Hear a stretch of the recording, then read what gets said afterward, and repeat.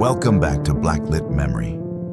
Tonight, I've got 8 Appalachian horror stories that start with water and don't end where you think they will. Ducks that breathe, reflections that crawl, chains that rattle in the walls long after you leave. These aren't stories about monsters hiding in the woods. They're about the things we bring with us, the ones waiting just beneath the surface. If you're new here, hit like, subscribe, and drop a comment, especially if you've ever been near a lake that felt too quiet. Now, wherever you are, keep a light on and keep something solid under your feet. It's time to begin.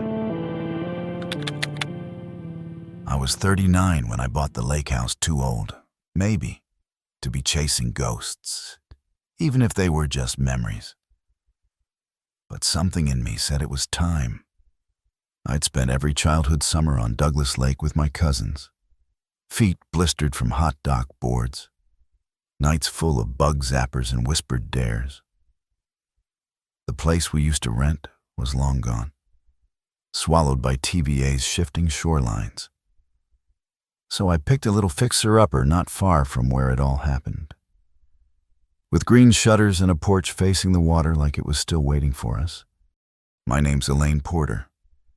I'm a nurse, mother of 2, and a firm believer in fresh starts after the divorce. I told myself I wanted Riley and Jonah to have what I once had, those long, half-wild summers where everything felt endless. But the truth was uglier. I was chasing something, trying to rewrite a memory I could never touch without it cutting back. My sister Lila died in that lake when we were teenagers. Drowned. Her name was never mentioned in the closing papers. We moved in early April, 2007. The air still carried winter's edge, but afternoons were bright, full of promise.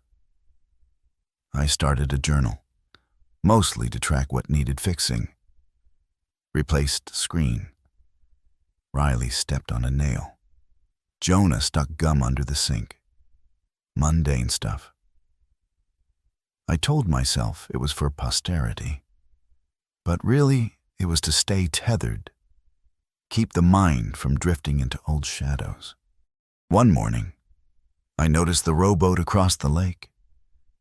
It sat in a patch of reeds on the opposite shore, half sunken and leaning sideways, the wood mottled and gray like old bone. It didn't look seaworthy. Still, the kids begged to climb in. I said no, twice. Something about it gave me a twist in my gut, the same twist I used to get when I wandered too far into deep water. The first night I saw the house, I was standing on the dock with a glass of wine. Just dusk, the lake calm, soft pinks in the sky. Across the water, between 2 sycamores, a house appeared, white, tidy, with dark trim and a glowing porch light. I blinked, leaned forward. It hadn't been there earlier, I was sure of it. Next morning, nothing. Same bank, same trees, but no house. I asked the kids. Riley shrugged. Jonah said, "What house? I let it go." But that evening it came back. Same place, same yellow light, almost welcoming. When I brought it up to our elderly neighbor, Mrs. Hallie, she went quiet. Then she said, "The house you see across the water at night ain't really there." I laughed. She didn't. "Don't trust lights across the water," she added. Then offered me a jar of her homemade peach preserves, like we hadn't just crossed into something unspoken. Soon after, the kids started acting strange. Riley began mumbling in her sleep, sitting upright and muttering, "They're calling me." Jonah said he dreamed of a girl waving to him from a porch. Her mouth moved, but no sound came out. I stopped journaling. I started sleeping with the hallway light on. To shake the dread, I invited the Halleys for dinner one weekend. We grilled burgers, let the kids roast marshmallows. For a few hours, the house felt normal again, warm, alive, full of laughter. But then Jonah pointed across the lake and said, "Is that her?" The house was back, glowing brighter than ever, porch light steady.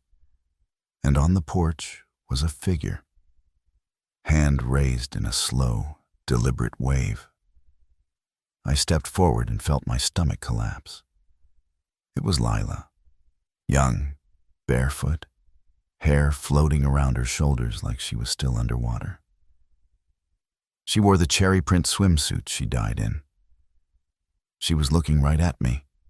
I couldn't move, couldn't speak, and by the time I did, Jonah was gone. He was in the rowboat, halfway across already, rowing toward the phantom house. The oars looked too big for him, dipping unevenly into the lake. He didn't look back once. I screamed his name, running to the dock, the Halleys shouting behind me, but he kept going, straight toward the house, across the water. I didn't think. I just jumped. The lake hit me like ice, knocking the breath from my chest as I dove after the rowboat. The cold wrapped around me instantly, dragging at my clothes, my limbs, every bit of warmth I had left. But I kept swimming, eyes fixed on the fading outline of Jonah. The boat was drifting sideways now, turning slowly as if something unseen was nudging it off course. He wasn't rowing anymore. His arms hung at his sides, his head tilted slightly toward the house across the lake. I called his name, but he didn't react. I reached the boat and grabbed the side, pulling myself up just enough to grab his wrist. His skin was clammy, cold. He turned to me then, just his eyes, and they were wide, unfocused, like he was listening to something I couldn't hear. And then I felt it, a pull, soft at first, like a current under the surface. But then it grew stronger, dragging at my legs, swirling around us in slow, deliberate circles. I kicked hard and tried to yank Jonah into the water with me, but he resisted barely, weakly, like he didn't care if he came back. My foot hit something beneath us, something soft and yielding, like fabric or skin. When I looked down, the water shifted, and I saw her, Lila. Her face floated inches from mine, eyes open, mouth moving soundlessly. Her hair spread around her like it was alive, each strand waving with purpose. She looked just like she had the day she drowned. Her lips kept moving. And I understood. Not because I could hear her, but because I remembered that expression, that mouth shape. "He's mine," she mouthed. "He's mine now." I let go of the boat and kicked, dragging Jonah with me. She grabbed my ankle, fingers cold and soft like something long dead. I didn't stop. I thrashed, kicked her, maybe hit her face, I don't know. All I knew was I had to get Jonah back to the surface. I couldn't lose him. Not to her. Not to that house. We broke through the surface gasping. I held Jonah as tight as I could and paddled towards shore. The house behind us flickered like a candle in wind, and then was gone.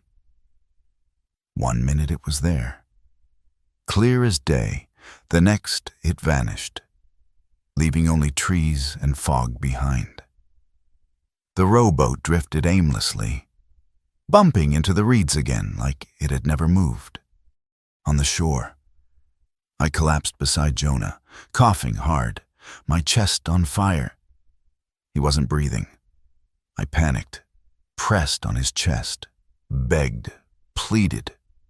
He choked, spat out water, and then gasped, body convulsing with the first breath. I held him until my arms ached. He didn't speak, just shivered in my lap, staring at the lake with a blank, quiet dread. We didn't go back inside. I packed a bag and drove to the nearest motel that night, checking the rear-view mirror like something might follow us. I left the lights on in the room. Jonah finally fell asleep sometime after 3. I didn't. The next morning, I called the Halleys to ask them to check on the house. They said everything looked normal. The doors were locked. The journal was still on the kitchen table. The rowboat, somehow, was tied up neatly at the dock again. Jonah didn't talk for days. When he finally did, it was in a whisper. "She said she missed you," he said. And then he wouldn't speak of it again. I didn't ask for more. I didn't want to know. I listed the house for sale by the end of April. Told everyone we were moving for a better school district. Said nothing about the lights. Nothing about the lake. I threw out the journal. I don't even remember the last entry. But I still wake up coughing. Not just a dry cough deep. Hacking. Like I'm choking on something that shouldn't be there. Some mornings, there's a taste in my mouth. Brackish. Dirty, like lake water. The doctors say it's nothing. Stress, maybe. Allergies. But I know it isn't. Sometimes, I wake in the dark and find myself staring out the window. We live 1,000 miles from Douglas Lake now. No water in sight, but in the glass. I swear I catch a flicker of porch light, just for a second. Like something is still watching, still waiting. Last night, I saw the house again. Not Lila this time. It was Jonah, and he was waving. The first thing I noticed was the smell. Not rot, not mold, though there was plenty of both, but something sour, metallic, and faintly sweet, like old blood and wet pennies. It came strongest from upstairs, drifting down the narrow stairwell every time I passed through the front room. I told myself it was raccoons or dead birds in the walls. This place had been empty for years. No surprise the wild had crept back in.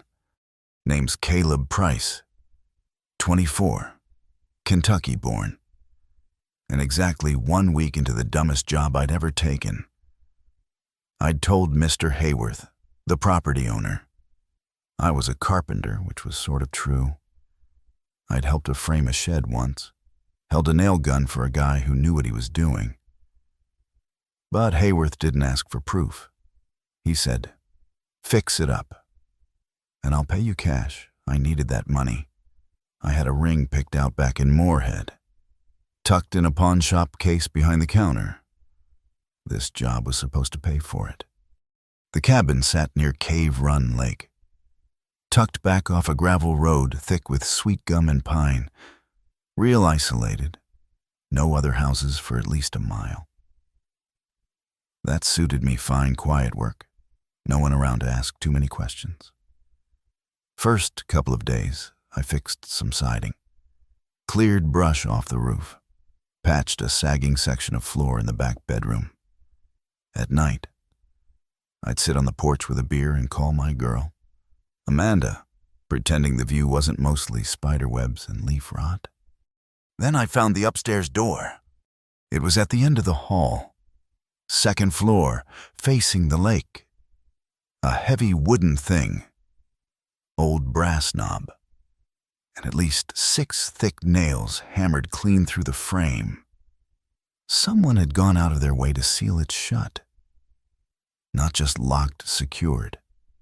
like they didn't want whatever was inside coming out. The wood around the nails was splintered and stained, like it had been yanked at from the inside.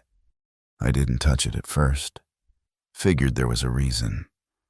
But curiosity's a bad itch. At the hardware store in town, I asked if anyone knew the place. An old man behind the counter gave me a long look and said, "Leave that room alone. Boy, ain't worth it." I laughed, tried to play it off. He didn't. Just rang up my nails in wire mesh and moved on like he hadn't said anything at all. That night, I couldn't sleep. It was cold enough for my breath to fog in the dark, but I kept hearing noises. From upstairs, slow, deliberate sounds scraping, like something dragging a fingernail down the back of the door. Then a pause, then another scrape, lower this time, like whatever it was had crouched down. By morning, I'd convinced myself it was just an animal. Maybe a raccoon had gotten in before the room was sealed, or something smaller. But then, why nail the door shut instead of just opening it and chasing the thing out? On the fourth night, I heard the nails shift. Not loudly, just a soft creak, like metal warping under tension. I went up the stairs and stood in the hallway, flashlight in one hand, hammer in the other. The door looked the same, but the middle nail had lifted slightly, barely noticeable, unless you were staring hard at it. I didn't sleep in the house after that. Started crashing on the porch with my sleeping bag, using the excuse that the wood stove inside didn't work right. Amanda asked why I always sounded so tired on the phone. I told her I was just working long days. Didn't tell her I spent my nights staring at that second-story window, waiting for movement. On the seventh night, the smell got worse, thicker, closer. And that was when I noticed the scratches weren't just coming from the door. They were in the walls. Low, erratic, almost hidden in the knots of the wood paneling. Long gouges dragged across the inside surface, like something had been trying to dig its way out from every direction. One even cut into a stud I'd replaced in the back bedroom fresh wood. Fresh marks. That's when I realized it wasn't trying to get out of the room. It was trying to get out of the house. That night, around 2 a.m., I heard it again, not scratching this time, knocking. 4 slow knocks, measured, followed by a breath. Long and wheezing, right on the other side of the door. Then the air shifted. The door burst open. Total darkness spilled out like smoke. I didn't move. Couldn't.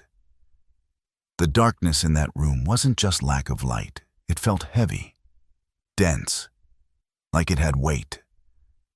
My flashlight beam barely cut through it, flickering against the floorboards as if the batteries were dying. But I'd just replaced them the day before. I stepped forward anyway. 1 foot over the threshold, then another. I told myself it was just an empty room. A sealed-up space with bad insulation and worse wiring. But the air inside was thick. Too warm. It smelled like something had been breathing in there for years without ever letting anything out. The walls weren't flat. That's the first thing I noticed, how they seemed to ripple, ever so slightly, as I moved the light across them. Like they were covered in fabric that fluttered in a breeze I couldn't feel. I reached out, expecting old drywall or cold wood. What I felt was soft, damp, and then it moved. The wall pulled back from my hand like muscle twitching under skin. I backed away fast, bumping into a dresser that hadn't been there a second ago. My flashlight shook in my hand. I pointed it around, no windows, no closet, just warped floorboards and those shifting walls. Then I heard the breathing again. But this time, it wasn't behind me. It was beneath me. The floor rose slightly under my boots. Just a soft bulge, like something rolling beneath the boards. I ran, hit the hall, and didn't stop until I was outside, gasping in the cool night air. My hammer left behind on the floor inside. I sat in my truck with the engine off until the sun came up. That morning, I tried to board it up again. Nails, fresh planks, everything I could find.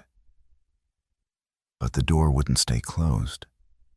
Every time I turned my back, something had shifted the boards loose, the nails fallen out. Once. I came upstairs and the door was already shut again. Quiet. Waiting. I called Amanda. Told her I was heading home early. Made up a story about the job falling through. She didn't press. Said she missed me. I didn't say it back. I was too busy packing my truck. Before I left, I tried one last time. I stood in front of the door with a fistful of nails and asked out loud, "What do you want?" No answer. Just the faint sound of movement behind the walls. Slow, constant, like something pacing. I sealed it the best I could. 6-inch nails, overlapping boards. Took the hammer with me this time. Drove off and never looked back.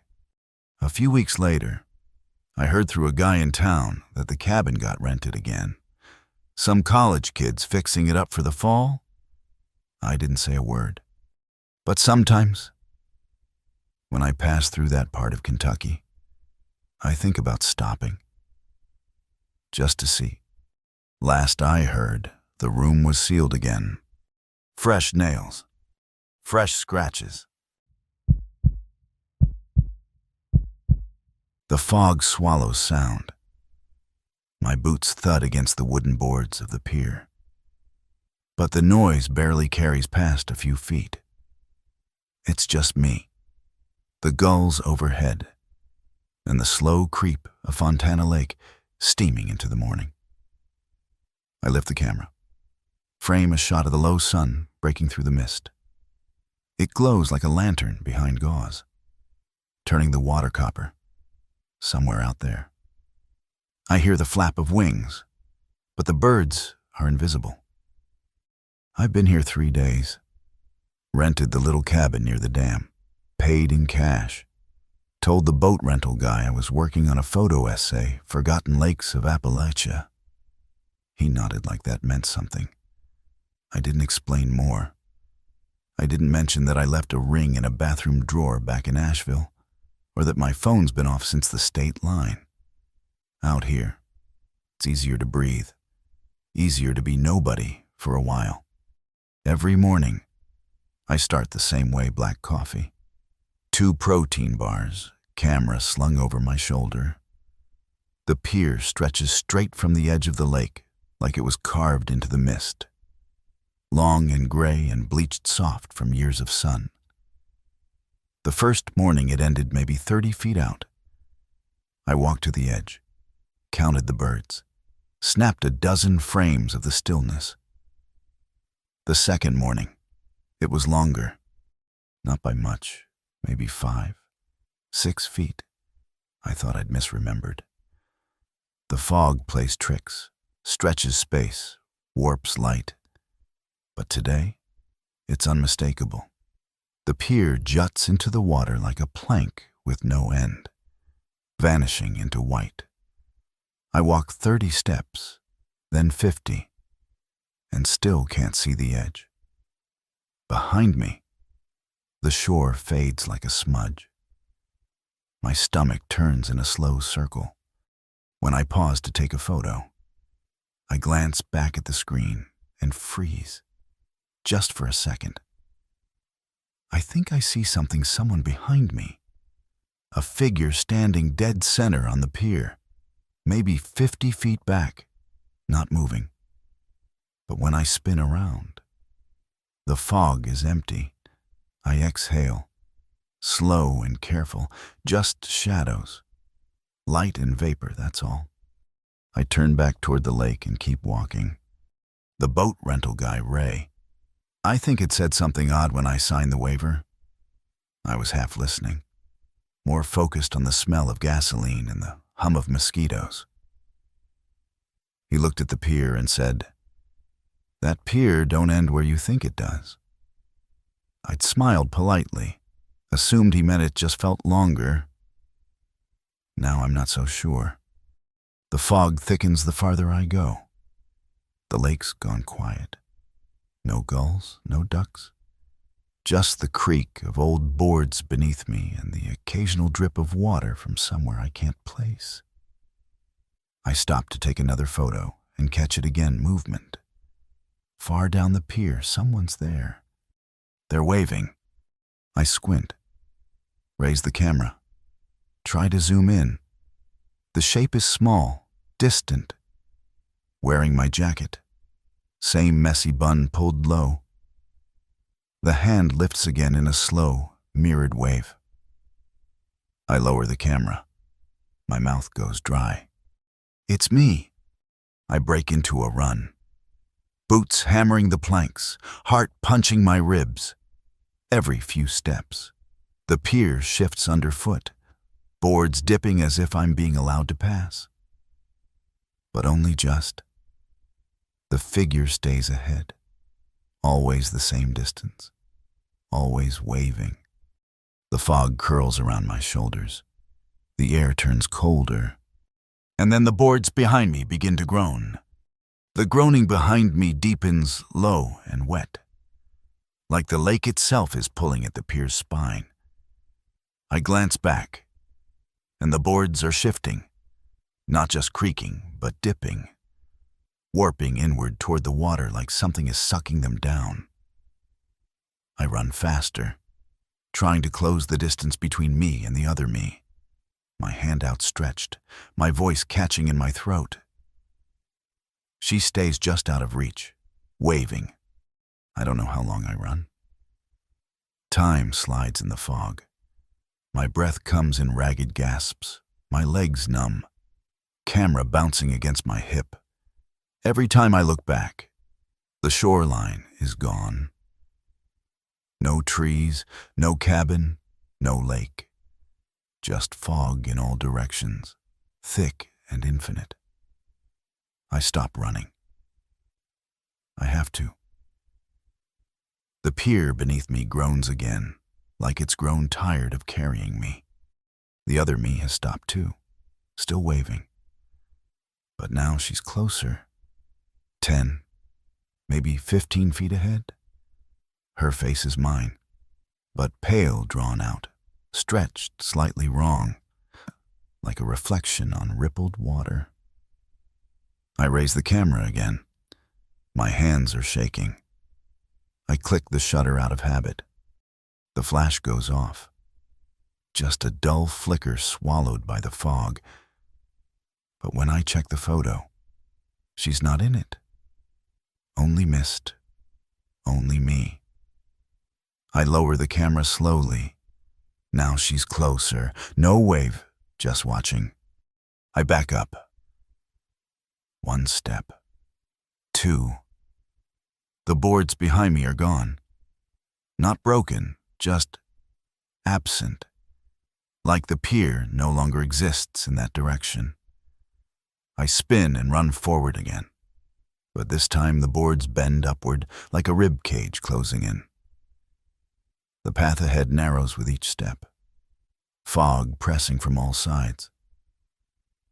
And the other me is gone. I scream. It doesn't echo. It barely carries at all. I don't know how long I stayed there. Hours.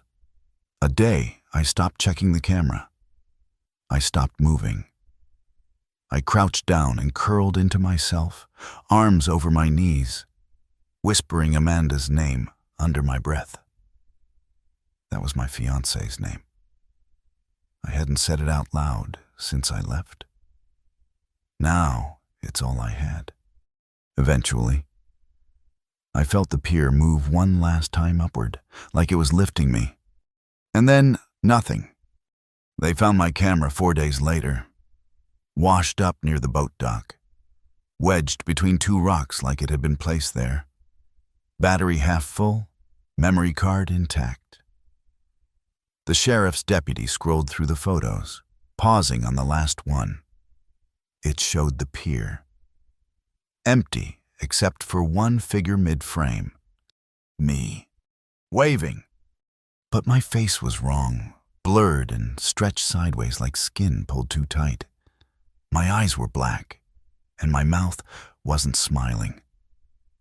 It was open, screaming. "You sure you want to retire in that place?" the neighbor asked. Leaning over my porch railing with a sun-cracked face and a cooler of bait fish. That house always leaks. No fix in it. I laughed it off, took another sip of sweet tea, and told him I'd take a leaky house over another day underground. After 25 years in the mines, anything above ground was paradise. Even if it came with creaky boards and a view of a lake that smelled like wet leaves and old secrets. Name's Jonah McKee, 45, beat-up lungs, one failed marriage, and a pension just enough to buy this weather-worn house on the edge of Cheat Lake. To me, it was perfect. A crooked dock, moss climbing the back siding, and bird song instead of shift alarms. I wanted peace. After years of coughing in darkness, peace felt like open windows and water lapping against rock. At first, it delivered. Mornings with strong coffee and the mist rolling off the water. Evenings with the frogs humming low, a bottle of bourbon on the porch rail, and no one around to tell me I looked tired. I started writing things down again. Just scraps, memories. Names I hadn't said in years. Dreams that didn't make sense. The pills they gave me for the black lung sometimes left me fuzzy. Like parts of my brain floated just beneath the surface. Unreachable. It was 2 weeks in when I noticed the floor. A soft drip echoed at night. Subtle, almost rhythmic. I'd wake up, barefoot, and find the edge of the living room rug damp. First, I blamed myself spilled glass, tracking in water from the dock. But the boards beneath the rug were darker now, swollen like bread dough. I pulled up a corner and found a knot of moisture-stained wood with a steady bead forming between the cracks. I crawled under the house with a flashlight, expecting a busted pipe. Maybe ground seepage? Nothing. Bone dry? Not even mildew.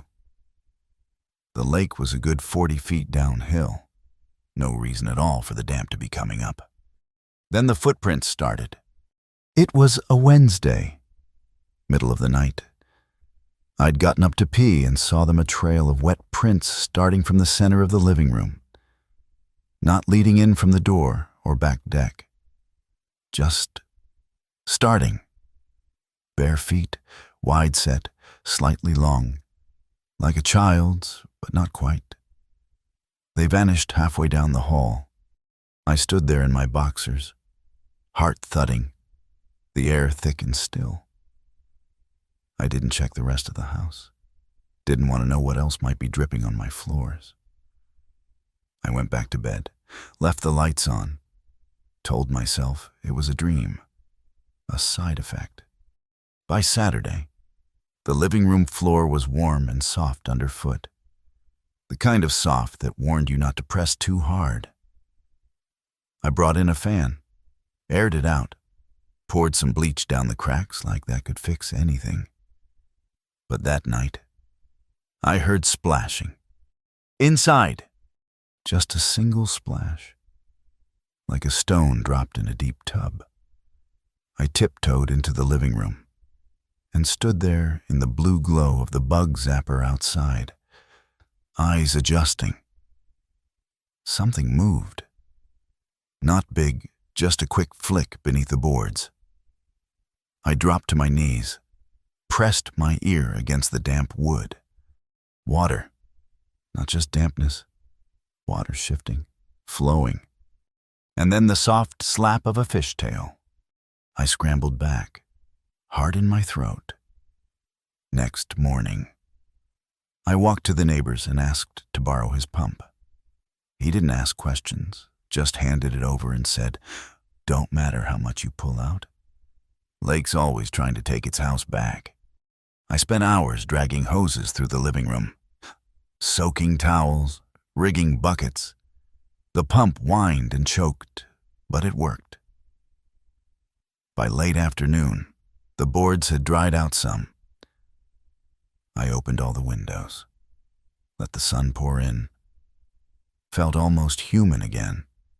But that night, just as I was about to fall asleep on the couch, I heard the floorboards groan, then split. Water surged up like it had been waiting. The sound was like thunder cracking inside the walls, wood tearing, nails shearing, water roaring up through the floorboards in a rush. I barely had time to grab the stair rail before the living room was gone, swallowed whole in a flood that came from nowhere. Not rain, not the lake rising. It came from below. A full surge of cold, dark water pouring out of the house itself. I clung to the banister, feet dangling in the current, coughing as it slapped against my chest and face. Furniture floated past my old recliner, the coffee table. Even the books from the shelf I'd screwed into the wall. They bobbed and spun like they didn't weigh a thing. I tried pulling myself up to the second floor, but the stairwell groaned, warped inward as if the whole structure had gone soft. Water climbed fast. It was already at my neck. I took one last breath and let go. Underwater, it was darker than dark, the kind of black that doesn't just blind you, it presses in. I swam blind, arms out, lungs burning. The house groaned around me, timbers warping and popping, but I never hit a wall. Just endless hallway after hallway, flooded and unreal. The water didn't feel like lake water anymore. It felt thicker, heavy with silt and cold like a mine shaft in winter. I surfaced once in the upstairs hallway, gasping against the ceiling. But there were no windows I could reach. Just wallpaper sagging with water and doors swollen shut. One opened on its own, just a crack. I kicked it the rest of the way open, swam into the room, and spotted the corner window barely above the surface. I slammed into it shoulder first. Again. The glass finally gave way with a crack like a gunshot, water rushing out behind me. I dragged myself halfway through, arms shaking, lungs screaming, coughing up black water with each breath.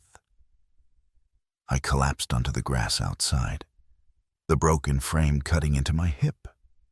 Behind me, the water gushed like a burst pipe. But when I rolled over, it was gone. No flood, no broken window. The house stood exactly as it had the day I bought it. Dry, quiet, porch swing creaking lightly in the breeze. No sign of water anywhere.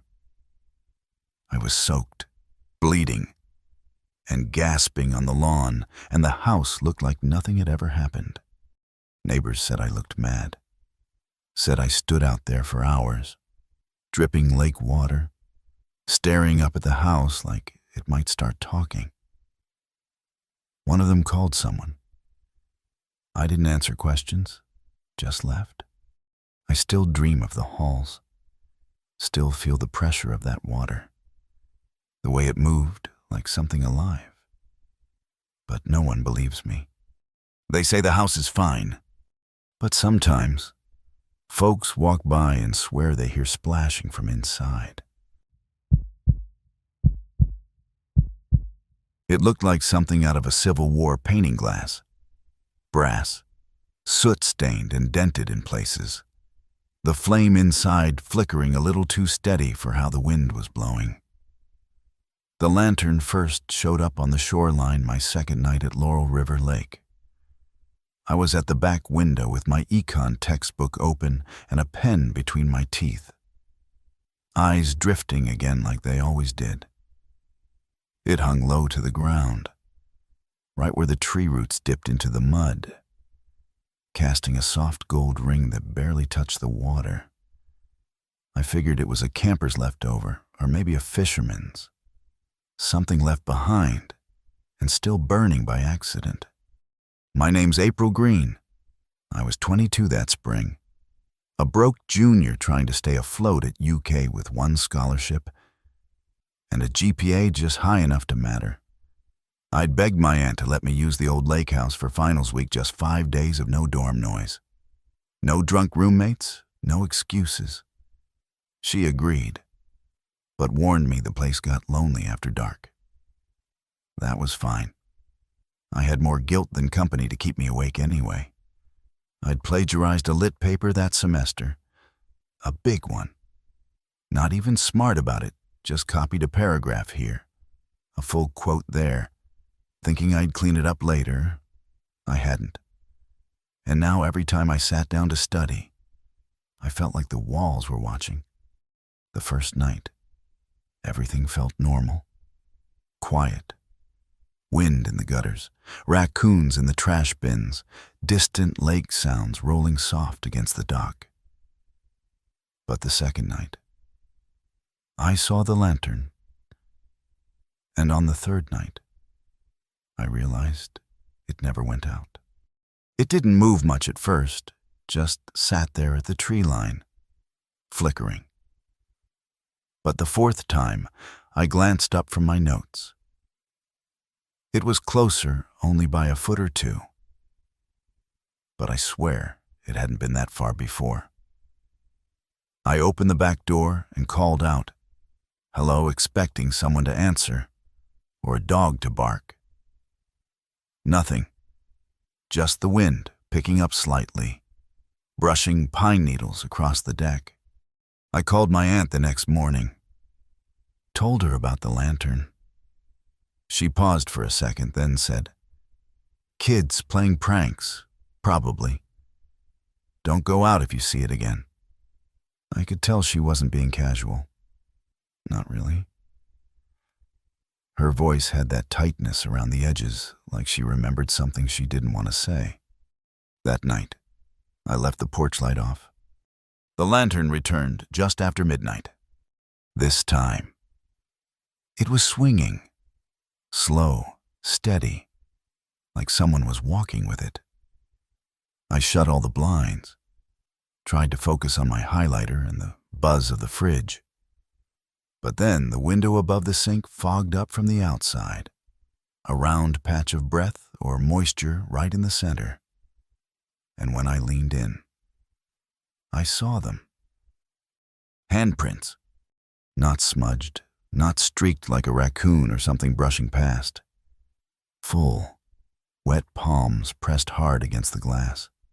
Fingers splayed. I jumped back so fast I knocked over a glass of water. It shattered against the floor, shards spinning. I didn't sleep that night. By morning, the prints were gone. So was the lantern. I told myself I imagined it. Stress, guilt, too much caffeine and not enough food. But around dusk, I caught my reflection in the window, and behind it in the part of the glass turned gold from the lantern light outside, I saw a face, half submerged, pale, waterlogged, with eyes wide and unblinking. I stepped outside without thinking. Just one step. The lantern was closer now, closer than it had ever been, swinging softly. The night air hit me like a damp towel, cool and thick, tinged with lake rot and old pine. I stood barefoot on the deck, staring at that lantern. It hung lower now, like it was sinking just a little, swaying side to side with impossible rhythm. Not wind, not gravity, like it was being carried underwater. My foot moved before I could stop it, stepping down the first porch stair. My brain said no, but my body wanted to see who was holding it. The glow drifted left, slow and deliberate, circling the back of the cabin like it was drawing a line in water. I moved along the siding, each step careful, eyes locked on that light. I could hear the faint lap of the lake just beyond the trees, but no footsteps, no breath, no voice. Just the swaying glow and the faintest whisper, like someone humming through cracked lips. I made it to the side path and froze. The light had stopped near the dock. It hovered above the boards now, right where I used to jump in as a kid. It pulsed once bright, then dim like it was breathing. Behind it, nothing but black lake and fog. I stepped forward, one more foot closer. Then the light bobbed upward, just slightly, like it was nodding. That's when I heard my name. Not loud, not whispered, just spoken, like it had always been said in that spot, like the trees had been waiting to repeat it. April, clear, wet sounding, like it came from the lake bed. I spun around, heart hammering, eyes darting to the windows behind me. In the reflection, I saw myself standing in place, but I wasn't alone. There was someone behind me, pale, soaked, fingers reaching. I ran, back inside, slammed the door, locked every window twice. Curtains drawn, lights off. I sat in the middle of the floor, hugging my knees, watching that lantern through a slit between the blinds. It didn't move, just hung there, waiting. At some point I must have dozed off, because the next thing I remember was sunlight stabbing through the cracks. Everything looked normal, quiet, dry, until I touched my books. The stack of textbooks and notepads I'd left on the kitchen table soaked, dripping, as if they'd been pulled straight from the lake. Pages bloated, ink bleeding. I opened one. My econ notes had dissolved into blue-black streaks. Another book flopped open to reveal a dark handprint on the inside cover. Still wet. I called my aunt, told her I needed to leave early. She didn't ask why, just said, I figured, "You saw it, didn't you, when I didn't answer?" She added, "If you see the lantern, don't answer it." That's what my daddy used to say. Lantern leads the drowned home. I left an hour later. But the thing is, the books kept dripping, even back in Lexington, even weeks later. I'd open my bag and find damp spots, swollen pages, water pooled in the corners of my notebooks. I threw them all out, burned one, just to be safe. Still, every few nights, I hear it. Wet footsteps on tile, just one or two, pacing back and forth outside my door.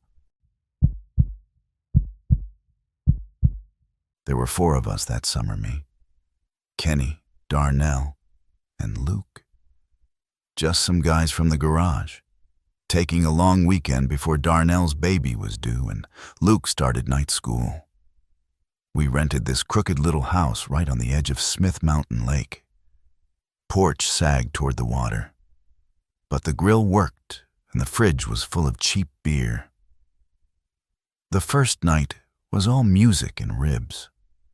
Lines cast off the dock, nobody saying much that mattered.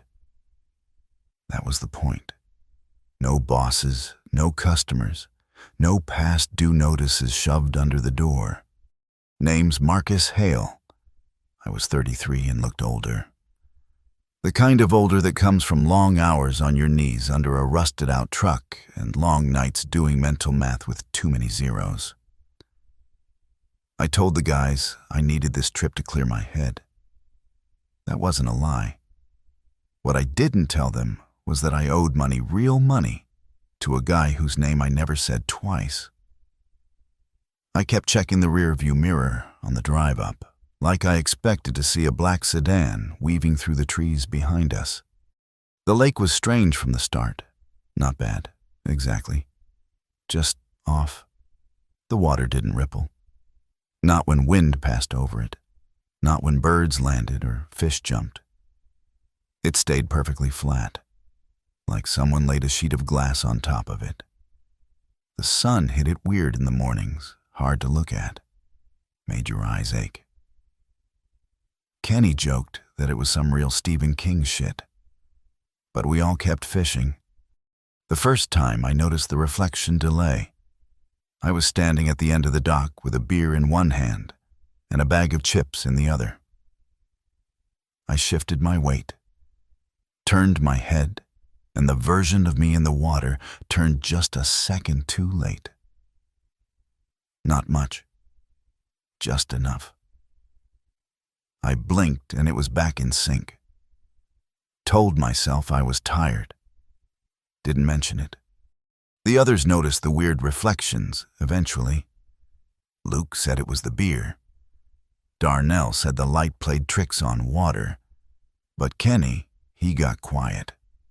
Said his uncle used to fish this lake. Said the locals didn't come near it anymore. Lake's a mirror, he muttered. Don't stare too long.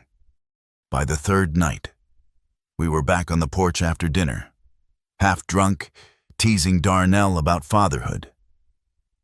The lake was calm. Always calm. Luke leaned over the rail and waved at his reflection. It waved back. Then smiled wide. Wider than Luke ever could. We all saw it. The porch went silent. Kenny cursed under his breath. Darnell stood up so fast he knocked over his drink. Luke leaned forward like he couldn't believe it. Then his reflection was back to normal, staring up blankly like nothing happened. We blamed it on the alcohol. Nervous laughter, tension breaking too quick. Someone said, must have been a cloud, like that explained anything. But none of us went back to the dock that night. I couldn't sleep. Kept hearing creaks out on the porch, like someone was walking it slow. I got up just before sunrise, stepped out barefoot with a coffee mug in my hand. And there he was, me, standing on the dock, shoulders hunched, head tilted toward the water. I thought maybe it was one of the guys playing a prank. But this figure, it didn't move. I crept closer. The boards moaned under my feet. 10 feet. 5. My reflection in the lake stared up at me with dead, calm eyes. Then it lunged. It hit me like a sack of wet cement cold. Too heavy, too strong. We both went down hard on the dock, my back slamming the boards, breath knocked clean out of me. I got one hand up, grabbed a fistful of something slick and rubbery. It felt like skin. But off, not warm, no give.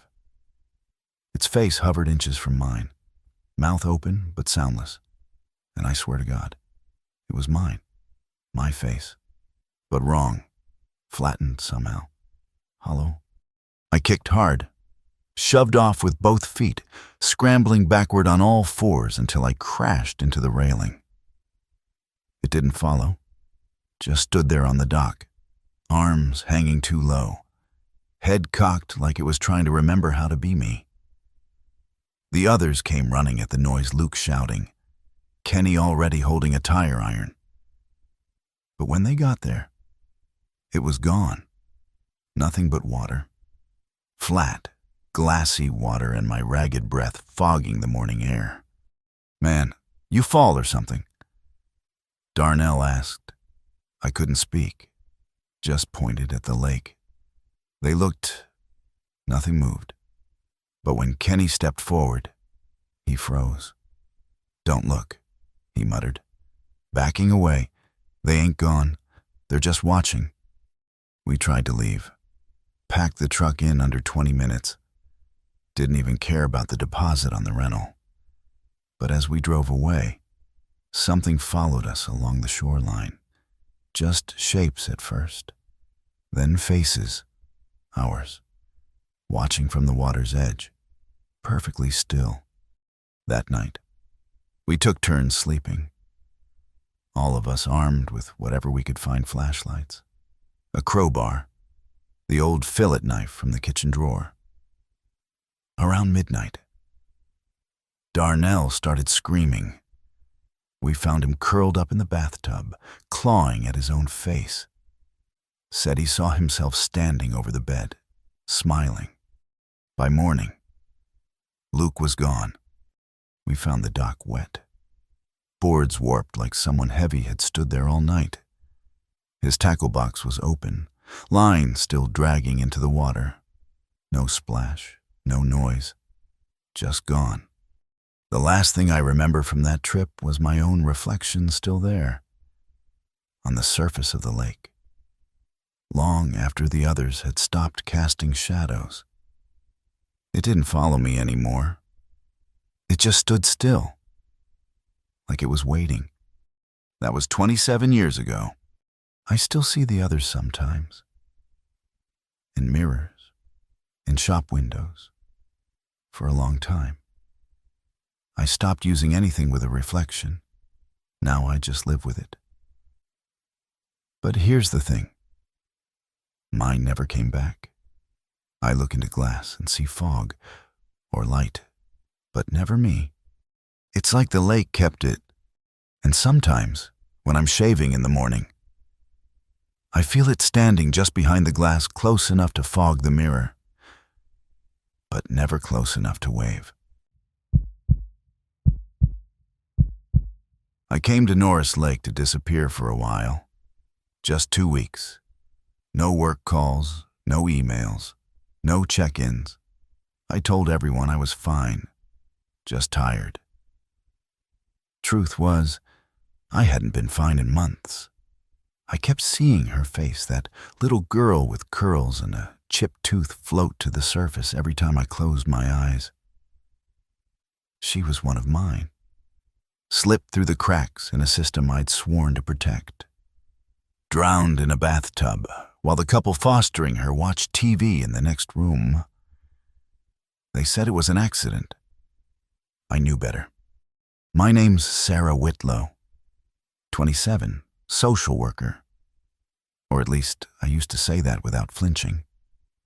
My cousin's lake house wasn't anything fancy, just a narrow A-frame with a screened porch and a weedy yard, but it was quiet.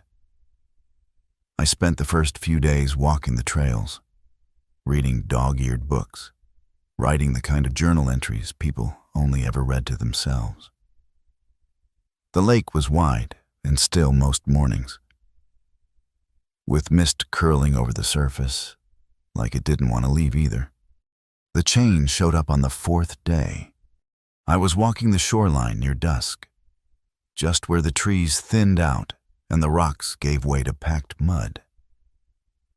That's when I noticed it links thick as my wrist, old iron spotted with rust, half buried in the wet earth. It snaked from the forest edge down into the water like a vein, disappearing beneath the surface without any end in sight. I followed it for a few feet, crouched to touch it. The metal was warm. That night, I heard it rattle. Not loud, just a faint metallic shift, like someone dragging a pile of keys across a porch. I got up, looked outside. The water was calm, the trees were still. But the sound came again quick, like a single jolt running up the chain. I told myself it was just settling. Maybe a boat anchor, something old and forgotten. The park ranger stopped by the next morning. Routine check-in. I mentioned the chain offhand, thinking he'd tell me it was some old fishing rig or a buoy marker instead. He went quiet. "Best not step near that old chain," he said, scratching at the edge of his beard. "Some things belong under." I didn't ask what he meant. By the end of the week, dead fish were showing up on the shoreline, not bloated or rotting fresh, but each one had deep impressions across its body, like something had crushed them link by link. I stopped journaling, stopped walking the waterline. Then came the night I couldn't sleep. I paced, sat on the porch, thought about going home early. Around 3 in the morning, I stepped out barefoot just to breathe, and I saw the chain again. It was moving, a slow crawl up the shore. One link dragging after the other. Not fast, not like a snake or a pulled rope, more like something was beneath it. Shifting, rising. I backed up, got as far as the deck before it stopped. By daylight, it looked like nothing had changed. So I went for a walk. Needed to prove to myself I still could. I was halfway along the shore trail when something cold wrapped around my ankle. I screamed, fell hard into the mud. The chain had surfaced somehow, looped around me tight, pulling. I clawed at the ground, tried to dig my heel in, but it yanked harder, dragging me backward, my legs plunging into the shallows. Water surged around my waist. My fingers found a root, something solid. I kicked, hard. The chain held. Then suddenly, it let go. I scrambled out, heart thudding, clothes soaked and skin burning from whatever grime was on that metal. The water behind me rippled once, then stilled. I didn't go back to the shoreline again. But the next morning, the chain was gone. Only long. Deep drag marks remained leading up from the water, through the trees, and into the woods behind the house. I packed that same morning. Left the dishes in the sink, the porch light on. Didn't even change out of the jeans still damp from the night before. My cousin didn't ask why. She just texted, "Back early," and I wrote. Yeah, needed to. I didn't tell her about the chain or the way the drag marks had cut a trench straight through the woods, like something massive had slithered up from the lake. Looking for me, I went back to Raleigh, back to my apartment, my silence, my long showers and lights left on through the night. At first, I thought it was over. The lake had let me go. But the sound started within a week, faint clinks at first, like a loose pipe or bad plumbing. I told myself it was nothing. But then the rattling moved. It began in the vents, just a soft metallic shift, like something brushing past the metal ducts, sliding from room to room. Always at night. I'd lie in bed, lights off, and hear it pass overhead, slow, deliberate, like it knew the layout better than I did. One night, I opened the hallway vent with a screwdriver and found a single rusted link lying inside. Cold, wet. I called maintenance. They found nothing. Said maybe I dropped something. I stopped sleeping in my bed, started crashing on the couch with the TV on low. The kind of background noise that could drown out anything that tried to whisper through the walls. The final proof came 3 weeks later. I woke just after 2 a.m. The apartment was silent, too. Silent. Even the fridge hum was gone. I tried to sit up and couldn't. Something was holding the edge of the blanket down. Something heavy near my feet. I turned my head, slow as stone, just beneath the bed frame, barely visible in the dim light from the street lamp outside. I saw a shape. Coiled, thick, metal. The chain, it wound in slow circles under my bed like it was nesting.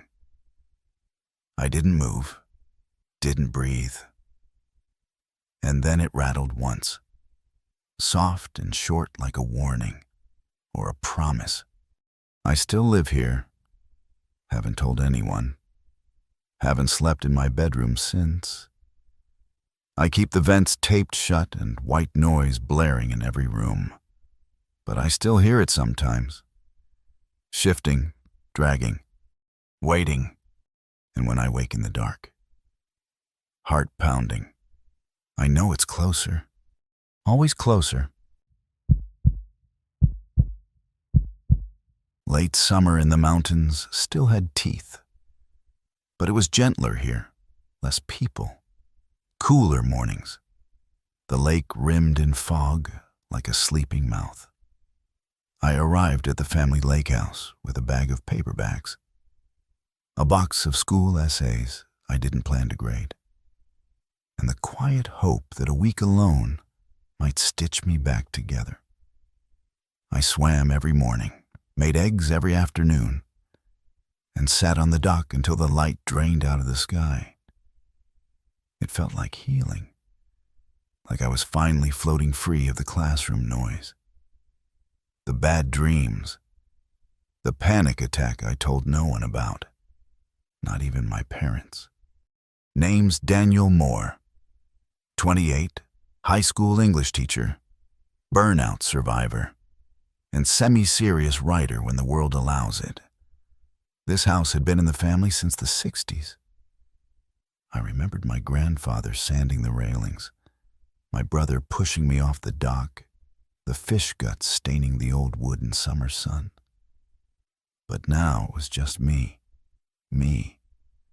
and the pages I meant to finish before the fall semesters swallowed me whole again. It was the fourth night when I noticed the nail.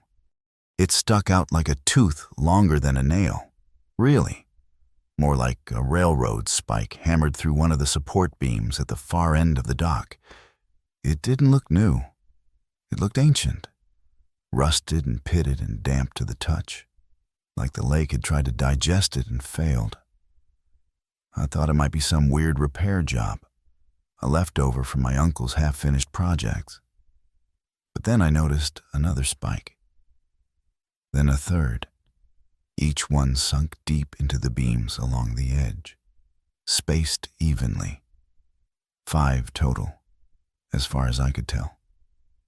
I didn't touch them.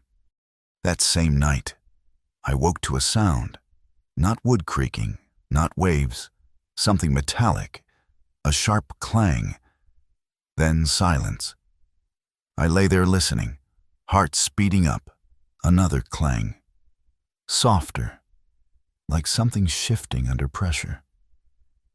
I went out with a flashlight, bare feet cold on the porch boards, and scanned the dock.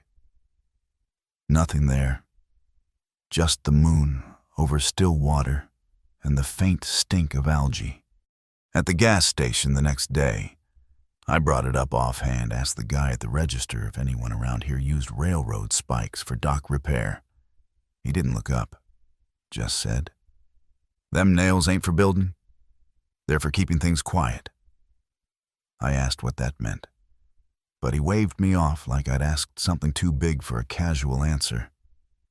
Outside, I saw an old fisherman leaning against his truck, staring out at the lake.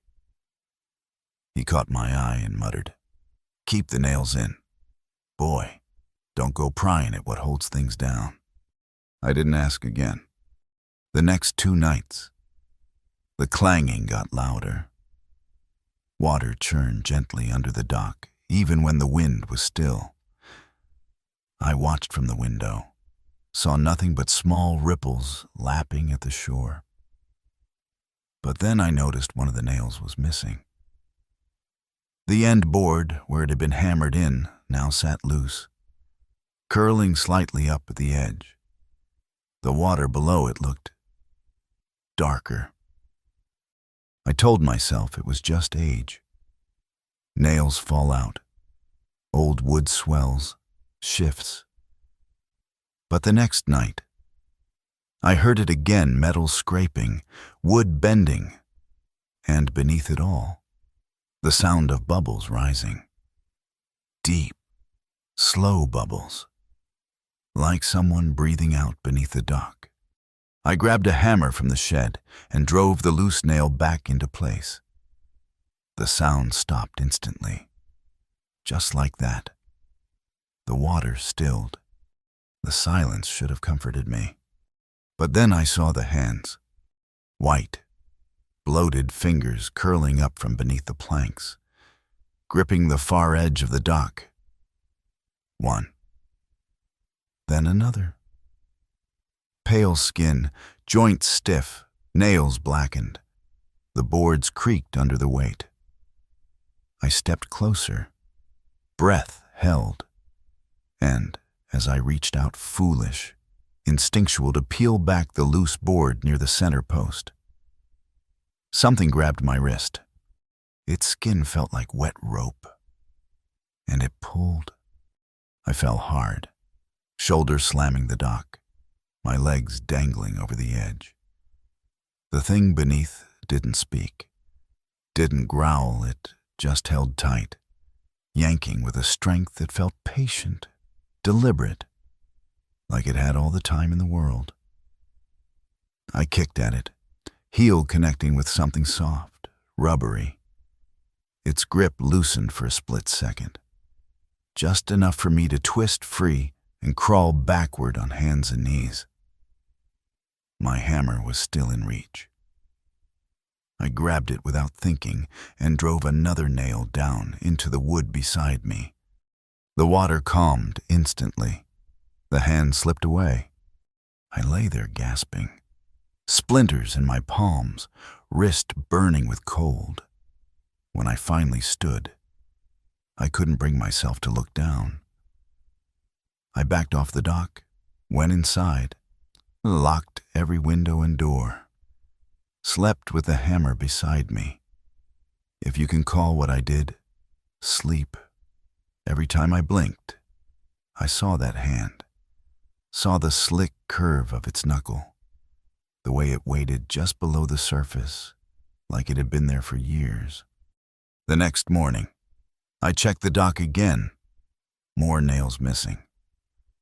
2 this time pulled clean out, like someone had lifted them with care. I worked fast, hammering new ones into every empty hole I could find. My hands shook so bad, I missed twice, bending one of them sideways. But the water stayed still while I worked. Not calm, just watchful. That evening, I waited on the porch with a flashlight and a thermos of coffee, eyes locked on the lake. When it happened again, bubbles rising, the low sound of boards shifting, I was ready. I sprinted down the dock, hammer raised, and nailed the next spike down as soon as I saw it slide up. Then another.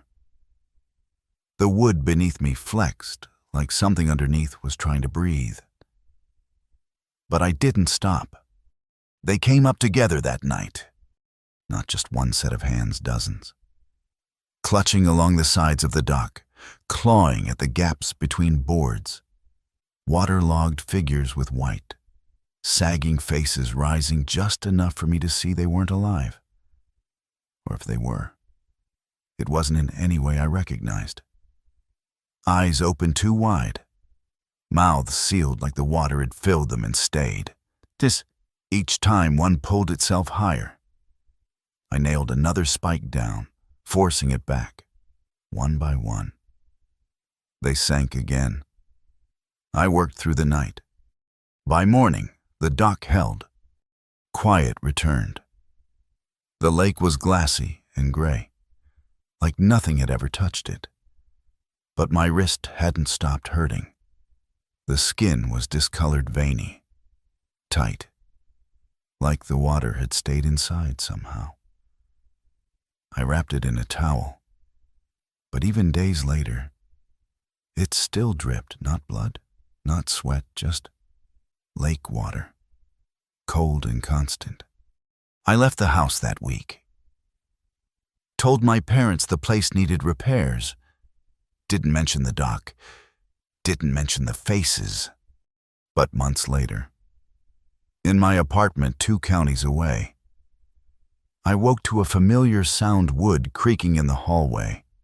Slow and heavy, I turned on every light, hammer already in hand. Nothing there. But when I looked down, a small puddle had formed beneath me, and my wrist was still dripping, the skin pale and tight, the water soaking into the carpet like it knew exactly where it was going.